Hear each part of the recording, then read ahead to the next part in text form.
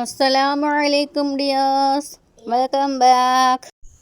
എല്ലാവരും സുഖത്തിലും സന്തോഷത്തിലും കഴിയുവാല്ലേ? നമ്മൾ കഴിഞ്ഞ ക്ലാസ്സുകളിൽ പഠിച്ചത് എന്തെല്ലാമാണ്? അലിഫ്, ബ, ത, സ, ജീം, ഹ, ഖ, ദാൽ, ദാൽ, റ എന്നിവകളാണ്. ഇന്ന് നമ്മൾ പഠിക്കുന്നത് സ, സീൻ, ഷീൻ, സ്വാദ്, ളാദ് എന്നിങ്ങനെയുള്ള 5 അക്ഷരങ്ങളുടെ മഖ്റജുകളെ പറ്റിയാണ്. ഏതൊക്കെയാണ്? സ, സീൻ, ഷീൻ, സ്വാദ്, ളാദ്. ഇതാണ് സ. ഇത് സീൻ. ഇത് ഷീൻ. അടുത്തത് സ്വാദ്. പിന്നെ ളാദ് എന്നിങ്ങനെയുള്ള 5 അക്ഷരങ്ങളുടെ മഖാരിജുകൾ ആണ് നമ്മൾ ഇന്ന് പഠിക്കുന്നത് ഇൻഷാ അല്ലാഹ്. ആദ്യം നമുക്ക് എഴുതുന്ന രൂപം എങ്ങനെയെന്ന് പഠിക്കാം. പേനയും നോട്ട് ബുക്കുമായി ക്ലാസ്സിൽ ഇരിക്കുക. സ എഴുതുന്ന രൂപം എങ്ങനെയാണ്? നേരത്തെ നമ്മൾ പഠിച്ച റ എഴുതിയിട്ട് അതിന് മുകളിൽ ഒരു പുള്ളി ഇട്ട് കൊടുക്കണം. റ അതിന് മുകളിൽ ഒരു പുള്ളി, അപ്പോൾ അത് സ. എങ്ങനെയാ? സ. എങ്ങനെയാണ്?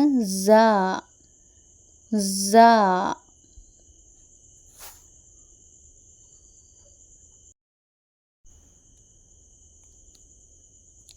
സ, സ. മനസ്സിലായോ? സ.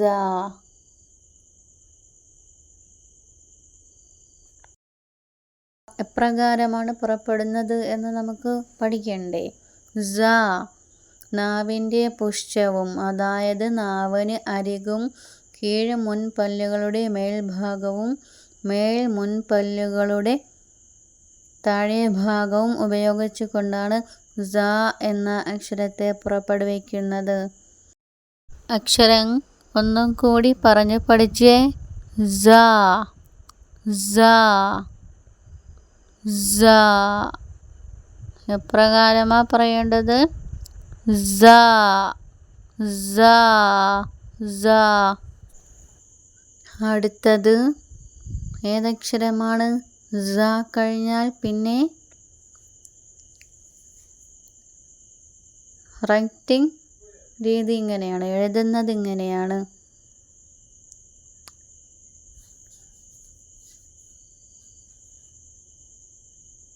ഇങ്ങനെ ഇതാ നോക്കി എഴുതി പഠിക്കുക. കൊച്ചു മക്കൾക്കും അക്ഷരങ്ങൾ അറിഞ്ഞുകൂടാത്ത മുതിർന്നവർക്കും വളരെ എളുപ്പത്തിൽ പഠിക്കാവുന്നതാണ്. ഈസി ആയിട്ട് ഖുർആൻ ഷരീഫ് ഓതി പഠിക്കാവുന്ന തരത്തിലാണ് വീഡിയോകൾ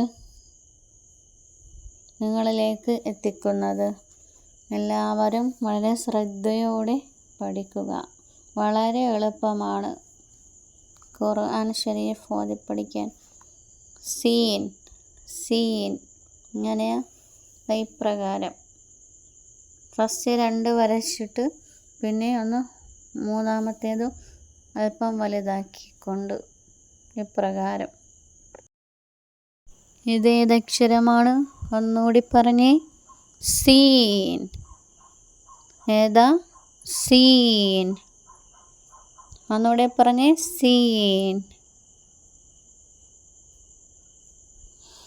ഇതെപ്രകാരമാണ് പുറപ്പെടുവിക്കുന്നതെന്നറിയാമോ? അത് തന്നെ, നേരത്തെ നമ്മൾ സ പഠിച്ചില്ലേ? അപ്രകാരം തന്നെയാണ് ഇതും ഉച്ചരിക്കുന്നത്. സായും സീനും സ്വാദും ഒരേ പ്രകാരമാണ് പുറപ്പെടുവിക്കുന്നത്.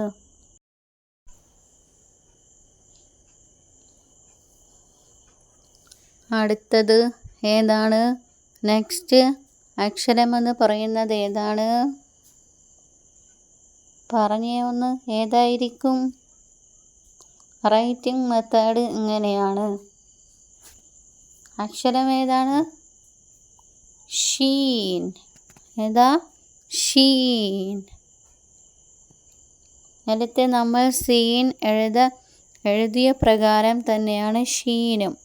എന്നിട്ട് മുകളിൽ 3 പുള്ളികൾ നൽകേണ്ടതാണ്. അപ്പോൾ ഷീൻ, അത് ഷീൻ ആയി മാറുന്നതാണ്.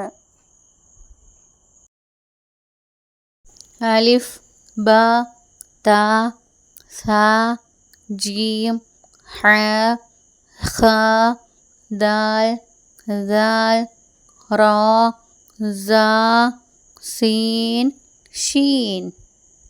ഏതാ? ഷീൻ. ഒന്നുകൂടെ പറഞ്ഞേ. ഷീൻ. ഒന്നുകൂടെ. ഷീൻ.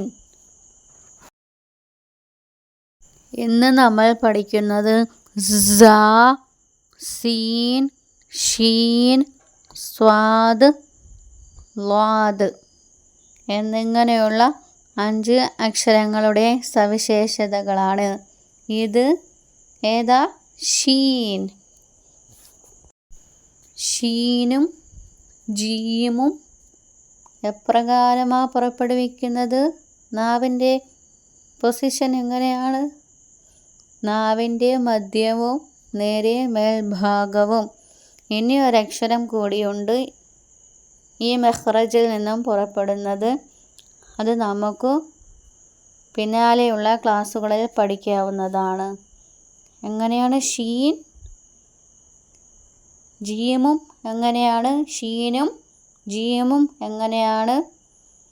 നാവിൻ്റെ മധ്യവും നേരെ മേൽഭാഗവും. ജീം, ഷീൻ നാവിൻ്റെ മധ്യവും നേരെ മേൽഭാഗവും. ആ മധ്യത്തിൻ്റെ ഭാഗത്ത് നിന്നും മേലോട്ട് ഉയരുന്നതാണ്.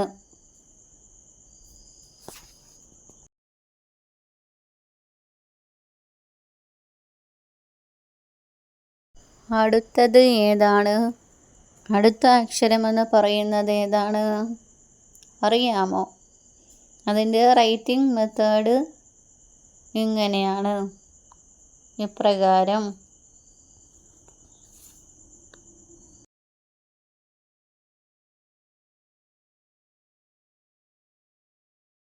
അക്ഷരം ഏതാണ്? അറിയാമോ? സ്വാദ്. ഏതാ? സ്വാദ്. ഒന്നുകൂടെ പറഞ്ഞേ. സ്വാദ്. ഈ അക്ഷരം പറഞ്ഞു നോക്കിയപ്പോൾ നിങ്ങൾക്ക് എന്തെങ്കിലും മനസ്സിലായോ? എന്തെങ്കിലും ഒരു സീക്രട്ട് ഒളിഞ്ഞിരിക്കുന്നതായി തോന്നിയോ? എന്താണെന്ന് മനസ്സിലായോ?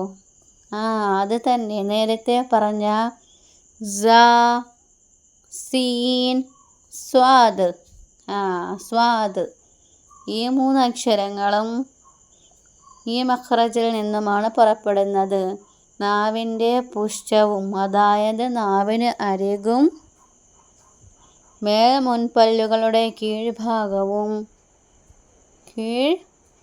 മുൻപല്ലുകളുടെ മേൽഭാഗവും ഉപയോഗിച്ചു കൊണ്ടാണ് ഈ 3 അക്ഷരങ്ങളും പുറപ്പെടുവിക്കുന്നത്. അടുത്ത അക്ഷരം ഏതാണ്? നെക്സ്റ്റ് ലാസ്റ്റത്തെ ഏതക്ഷരമാണ്?